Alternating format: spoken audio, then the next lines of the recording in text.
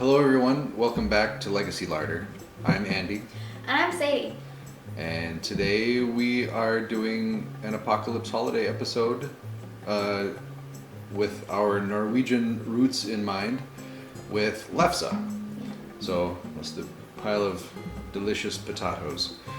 While Lefse did originate in Norway, as far as anybody can tell, it didn't always have potatoes in it. And potatoes didn't arrive in Norway until later. We'll talk about that in a bit. But this particular Lefse recipe that we're making today is locally pretty famous by a lady named Mary Ellen, where I'm from. And so we're going to use her recipe, and there's not much detail in the process, but I think all the ingredients are there, so we're going to give that a shot and freestyle along the way to see if we can make this work. As I'm not going to say as well as hers does, because hers is really second to none. But we're going to see if we can come out with some lefse at the end of the day. So let's talk about our equipment. This is a little bit of a specialized cook, a specialized dish. What lefse is first. What lefse is? Yeah. Lefse is a thin, almost like a crepe. And the original version that I said didn't have potatoes. I think that was called teen lefse, and this one is patat lefse. I looked it up. I can't remember. But the original one just has wheat flour and cream or butter, maybe a bit of salt, and it made a hard cracker, which was then shelf stable. So they would take this hard cracker, and you could store it in a wooden box over the winter. And when you wanted to use it, you would dip it in water, put it between some damp towels, and then when it would soften up, you know, when it would soften up, and then it would be used like thin bread. So When it was hard, did it have the texture of hardtack? I think it was kind of like their version of hardtack. Yeah, I suspect. That I could have be nothing good. to back that up. This is a 2-day cook. Day one, we're going to get our potatoes boiled, get them mixed with the butter, and they have to sit overnight to cool, so we'll just let them sit on the counter for that. Tomorrow we're going to be actually making the lefse. We'll mash this together into one video. All right, so here is our equipment for lefse making. We have, starting off, a special rolling pin. It has grooves cut in it, and those grooves hold flour. Not by itself though. We're going to use one of these little stocking things, I'll put one on. and then the flour will be trapped in the grooves between the stocking, inside the stocking. Lefse is pretty dry when you're making it, so you want lots and lots of flour. So then we have a canvas pastry board. It's just a hard board covered in like sail canvas.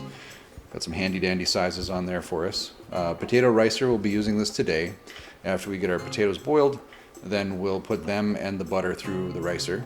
Thank you, Sadie. Here is the rolling pin with the sock on it. I can't remember. It's probably just called a roller cover and not a sock, but It should be called a sock. it should be called a sock. Keeping your roller warm these wintry nights. Then on the other side, we have a couple of sticks here. These are special lefse turning sticks, so we'll use those. Pretty. Nice little design on the bottom. We'll be using these to carry the lefse from the board where we're rolling it out over to the lefse griddle. And so this, we cook lefse dry. There's no butter or grease of any kind, and we will do a little experimentation until we get them coming out the way we want. Okay, so we have our mountain of potatoes. I don't know if we're going to use all of these because lefse is very, very thin. So the recipe calls for 4 cups of potatoes, 1 cup of flour, a couple tablespoons of butter. We'll get into the details of that later when I give you the recipe at the end. But we want to make more than that because we have family and friends and everybody. Lefse is delicious. Lefse is delicious. Everybody loves lefse. So we're going to make quite a bit, I think. Maybe we will make it all. Who knows? You don't have any plans for tomorrow? Make lefse, right? I don't. Right, now we have plans. I'm on vacation. Okay, let's get cracking on these potatoes and getting them in the boil. And steam. You're such a dork. Thank you.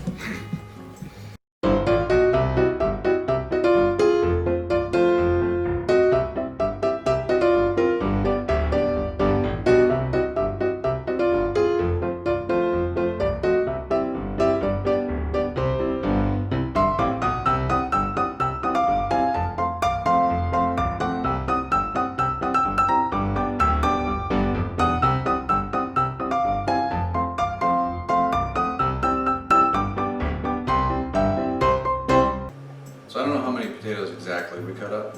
We're gonna weigh them out here and see what we have on our handy dandy Wayfair scale. I'm gonna cut those last few Yeah. and see how long tomorrow is going to be. Long. Potato. We have reached 10 pounds. Quarter and a quart.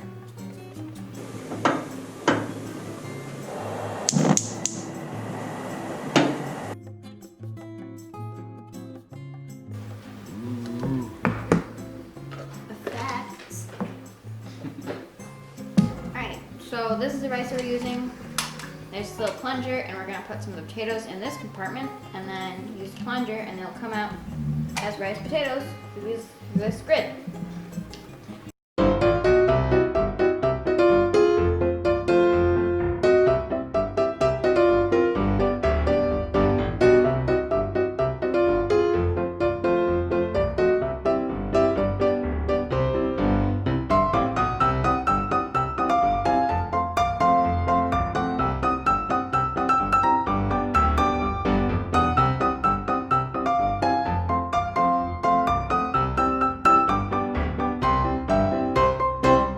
Gonna run the butter, one stick of butter. 8 Mr. tablespoons of 8 butter. tablespoons. 2 tablespoons per cup, or per 4 cups of potatoes. So I'm just gonna run these through the ricer too, and then the whole thing gets mixed up really, really well. Wait, not 8 tablespoons per 4 cups. 2 tablespoons per 4 cups. 2 tablespoons of butter For every 4 cups for of every potatoes. 4 cups of potatoes. Woohoo, butter news.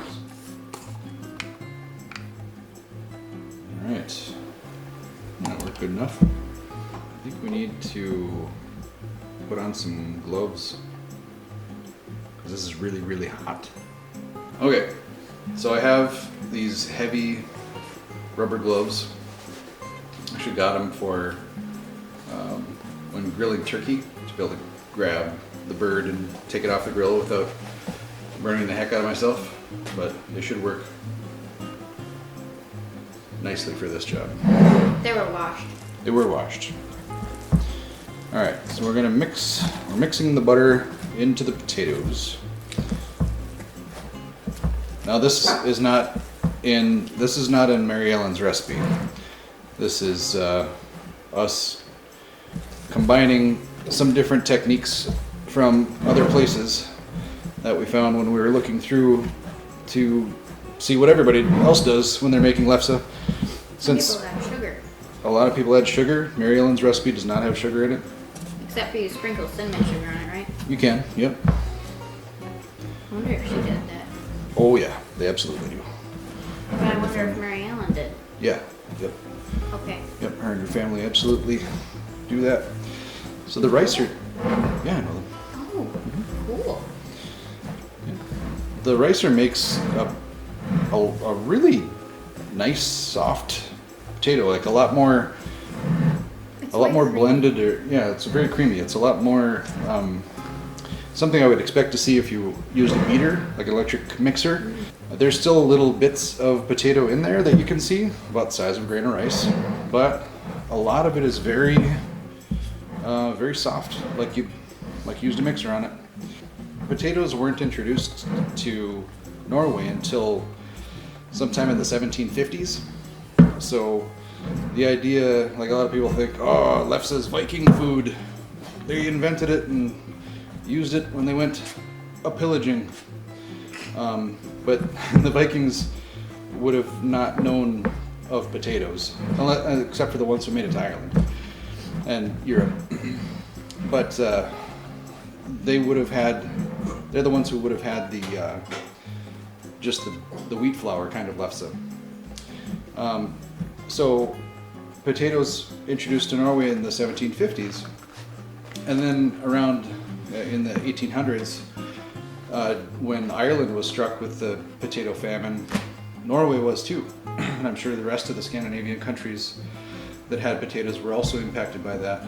And it's also about when a lot of immigration from Norway and Sweden and the Scandinavian countries, they started coming to the United States because they didn't have any food. There was a huge income inequality problem over there.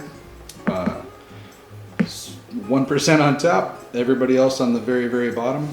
When the potato was introduced to Norway, it was a really, really good thing because scurvy was a huge problem over there. They had no vitamin C. You can't grow orange trees in snowbanks. So the potato has quite a lot of vitamin C. How much did you? It has 42 milligrams of vitamin C per potato, and an orange has 51.1 milligrams of vitamin C per orange. There you go. A lot of vitamin C. A lot of other vitamins too. So potatoes are very, very packed with all sorts of good stuff for you. It's not just potatoes got a bad rap.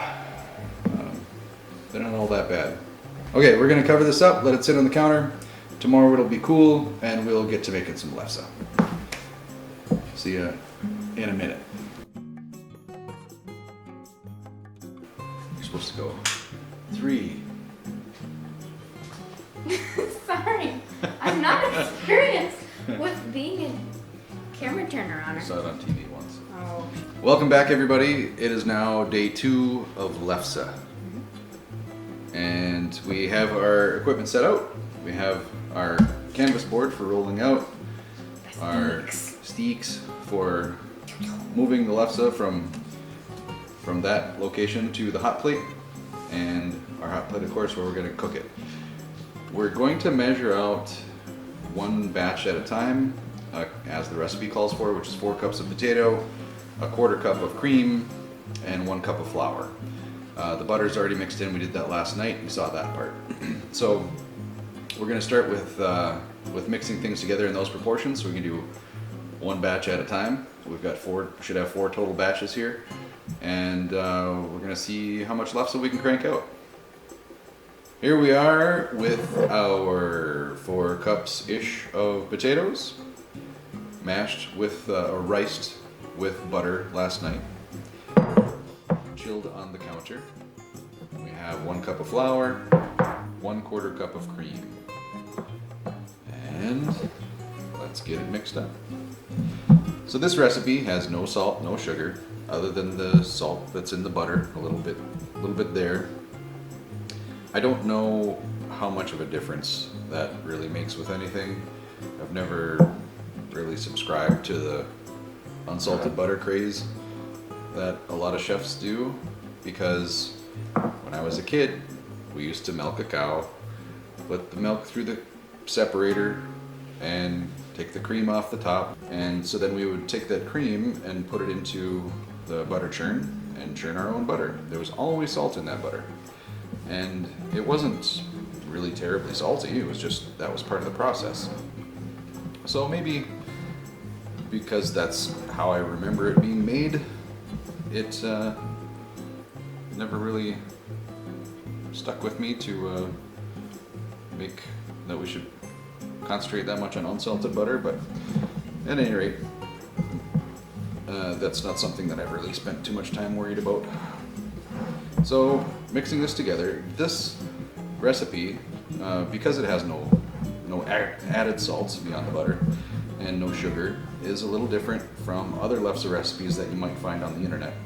There are all sorts of varieties, different kinds of potatoes, different kinds of flour, different ingredients added in. It's really what I imagine is like a lot of ethnic recipes. Curry is one example. There's a recipe for every household, almost. I was talking to a gentleman a while back about curry, and to find out what his family recipe was, and he told me that every Indian mother has her own curry recipe, and they don't share it with anyone because it's like their proprietary blend. And I thought that was kind of funny. Lefse, I think, is probably the same way in a lot of Norwegian and Scandinavian households. So we're mixing this up together. It's not a terribly sticky dough. The potatoes keep it workable, and you can feel the little bits of riced potato in there, little grains. That's okay. That's going to get cooked a little bit further on the hot plate. This, if you don't have a potato ricer, don't rush out and buy one. You can also make this just fine with mashed potatoes. Just cook them a little bit longer and run them, use your electric mixer to mash them. Just do it with only that butter. Don't add in any extra milk at the time, at least until you go through it one time. All right, here we have the mixed up lefse dough. It's, you can almost see those little grains of potato in there, slightly different color, but it's light. It's very nice. It smells wonderful. We used red potatoes. Some recipes ask for russets, the big white ones, or Yukon Golds, which less carbs, more carbs, I don't know. So it's really whatever kind of potato you have around. I don't really think the Norwegians were terribly picky at the time. They were mostly excited about not having scurvy. So, yay, good lefse and no scurvy.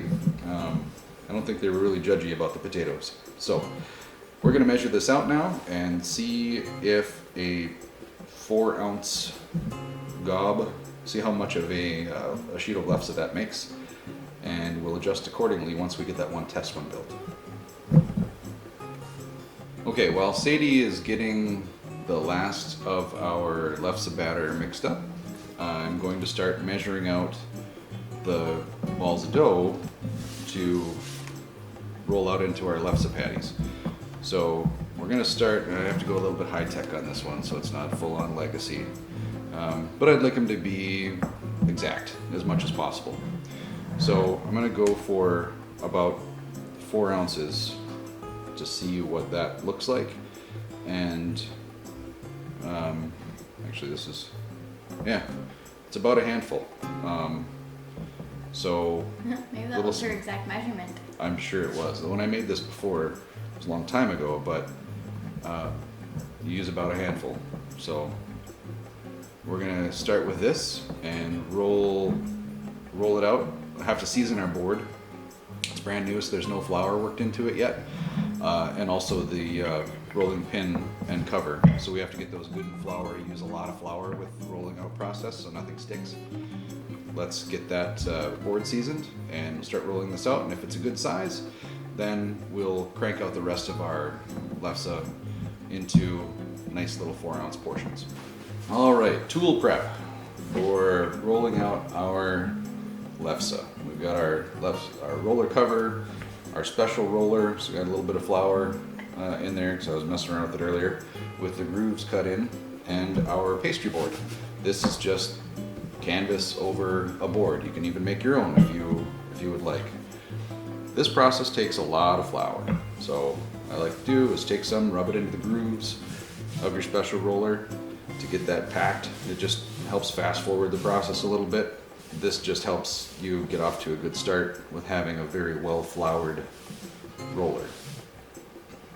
Remember, the original lefse didn't have potatoes in it, so that didn't come until about 250 years ago.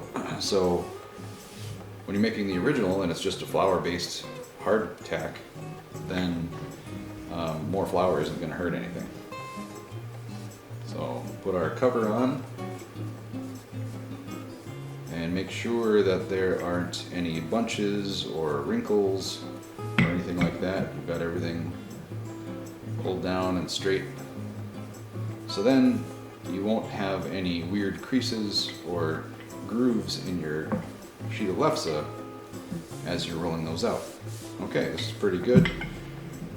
It'll it'll get more and more floury as we go. So we'll set that to the side. Now for our pastry board, just rub a bit of flour in on that too. You'll be reapplying flour many times throughout the process here. So that's ready, no big deal. Now let's take our first 4-ounce bit of Lefse dough and get it rolled out. So it's very soft, it's very pliable. You want to have a gentle touch, and the goal is to be thin and a circle. I'm only going to do one flip in the beginning because after this is worked out to be more thin, it's pretty much impossible to flip by hand. You'll want to keep it dusted with flour so you can keep things rolled out. Is that what the sticks are for? Yep, we'll use those sticks later to move it over from the Lefse board onto the cooker, the hot plate.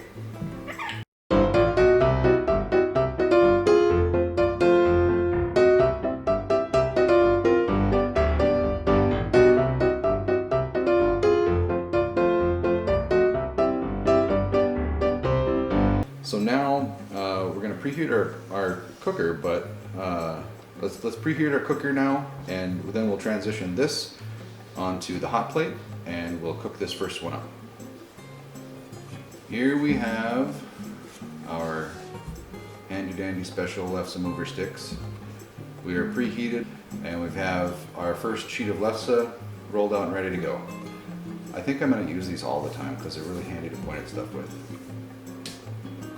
Okay, now to use these, they're shaped flat on the bottom and they are slightly rounded on the top, tapering down to a very skinny point on the end. They're a little wider. So what you want to do is slide them gently under the sheet, lift it up gently, transfer it over to the hot plate, and then roll out toward the edges to release the sheet. And then when you're ready to lift it up, you do kind of the same process. You get both underneath, and then it's a quick flip, and that's where it gets a little bit more exciting. It takes a little bit of technique there. So let's try the first bit and just get it onto the board. I'm going to slide these underneath gently, carefully, and lift it up.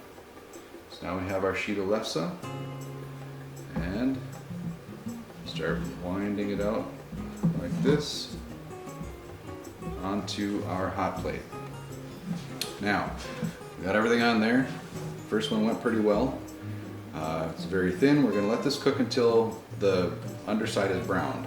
And so you can gently flip and check every once in a while, but be careful because this is super thin stuff. You know, the largest Lefse ever made was in a Minnesota town called Starbuck. No relation to Starbucks. Yeah, I'm not making it up. In July of 1983, and it was 9 feet 8 inches in diameter. They rolled it out with a 12-foot long rolling pin and cooked it on a 10-foot by 10-foot steel griddle. I wonder how many people it fed. How much lutefisk would you have to go with that much Lefse? Looks like we have a hot spot on one side of this thing. I'm just going to turn it a bit until the whole pan gets up to the same temperature. I think we're looking all right here. So now the big flip. So we're going to make sure your sticks are curvy side up, and let's give this a go. See, there's a little bit of browning around the edges started. We don't want to make a cracker. So get both of your sticks under there, like this, and then boom. Success. Success. It's cooking. It should be an experiment, and it should be fun, and you should be trying out new things.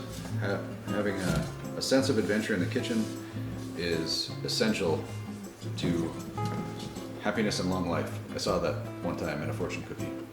There we go. Okay, so nice little bits of brown throughout on the other side. Nothing too crazy. There aren't any burned spots. It just looks nice and cooked, but not overcooked. Nice golden brown is what you're looking for. Okay, so now our lefse has cooked on both sides. We flipped it, we cooked it. Now we want to fold it up and transfer it to a plate. Hold the stick about in the middle, use the other one, turn it over into a half, move it again, and into a quarter. Now you have your first beautiful piece of lefse, beautiful sheet of lefse, hot off the pan. Now at this point, you're gonna have to try to keep them out of your kids' mouths, because everybody's gonna want to eat these things the second they come off the pan. And so you can end up cooking for like 10 hours and not have a piece yourself. Be good with the sticks. The sticks are more than just lefse flippers. They're for whacking kids too. Get out, get away from that lefse. Okay, that went pretty well. Let's make another one and then do that again and again and again and again forever.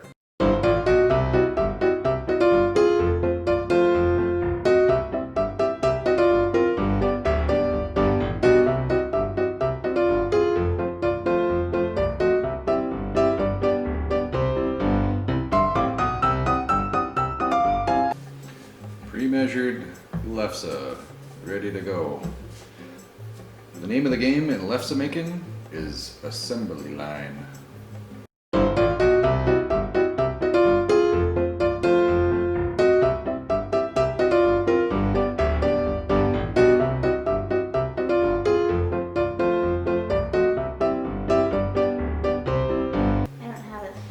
Reflexes as the Norwegian mothers do. They're like lightning, let me tell you. I heard stories of Mary Ellen mid-flip, cracking a kid and finishing the flip up, no problem. Wow. The only thing that happened, you heard a smack and you saw a kid scream, you heard a kid scream, but you couldn't tell that anything different happened with the lefse. She was legendary, Mary Ellen. I should try to do that to you. No. Yeah, every time you'd see a kid hand come over, wham, and then she'd just keep on going. You really knew her? Yeah. I used Did to. she actually do that? Of course. Really? Yeah. Wow. Yeah, she's a cool lady. She's a legend.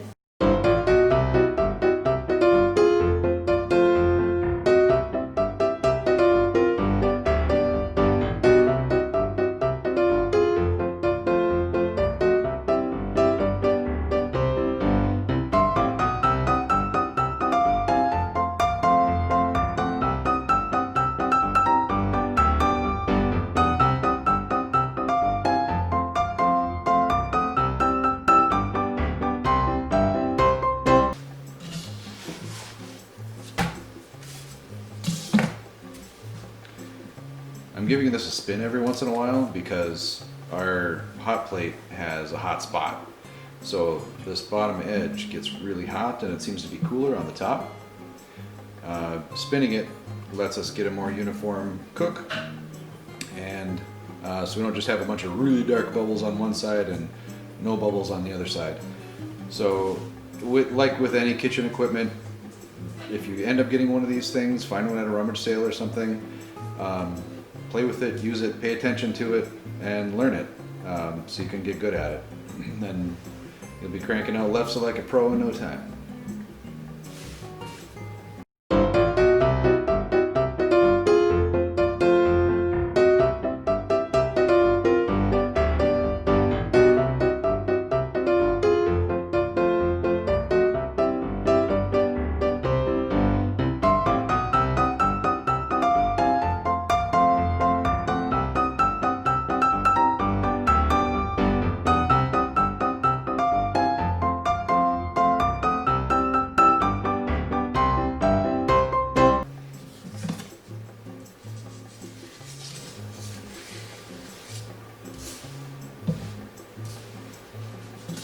Aren't you using your hands anymore, Dad? Burned myself a bunch of times.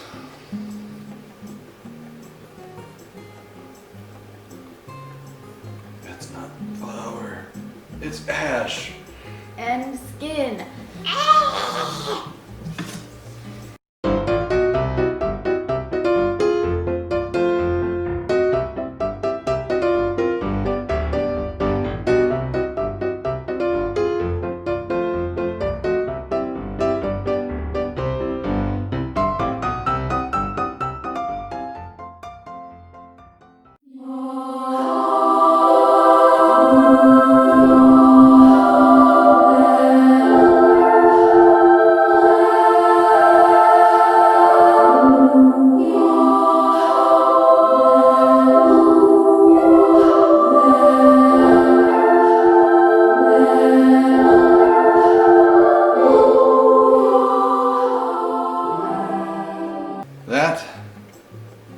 Lefse.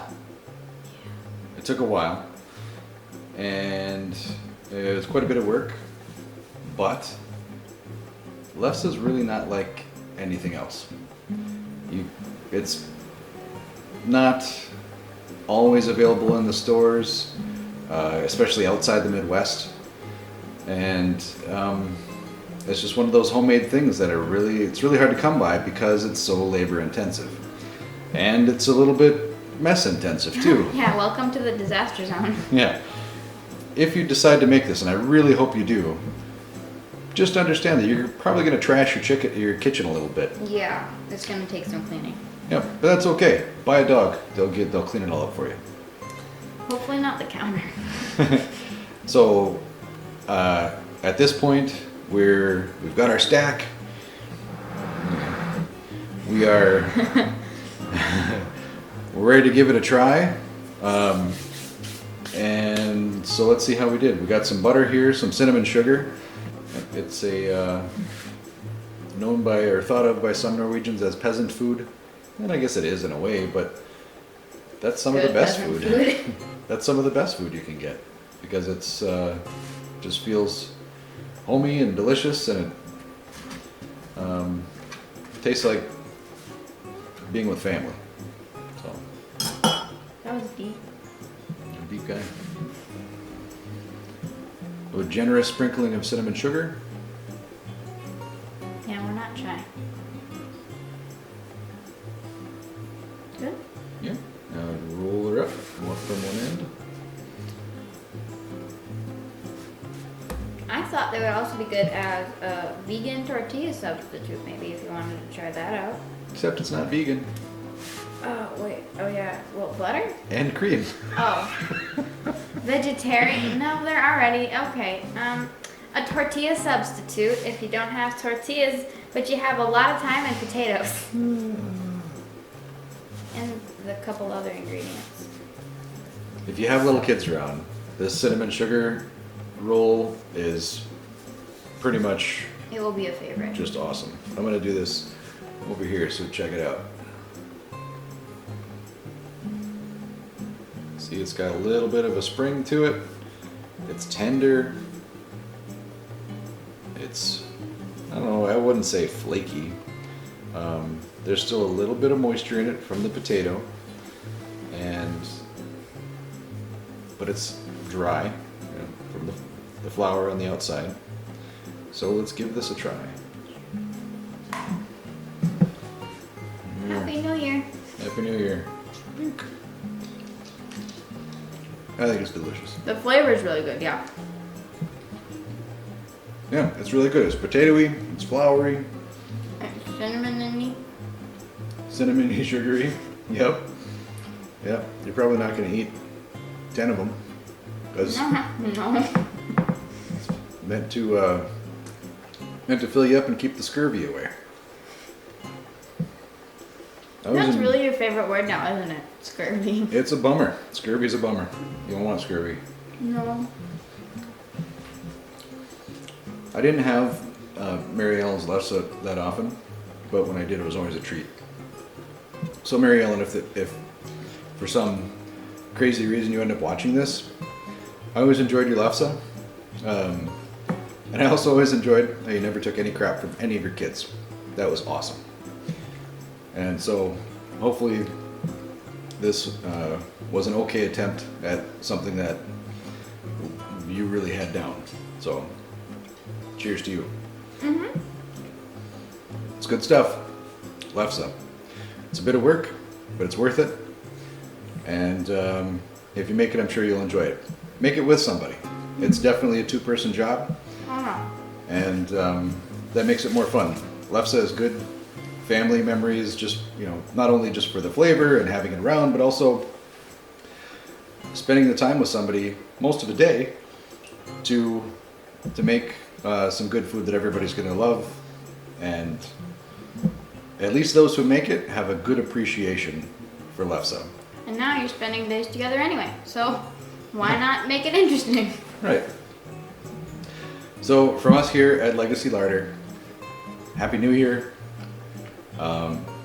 be good to yourselves, be good to everybody else, especially right now. We've all been through a rough year. Yeah. And we hope to see you again soon. Make some lefse with somebody. And take care of each other. Mm-hmm.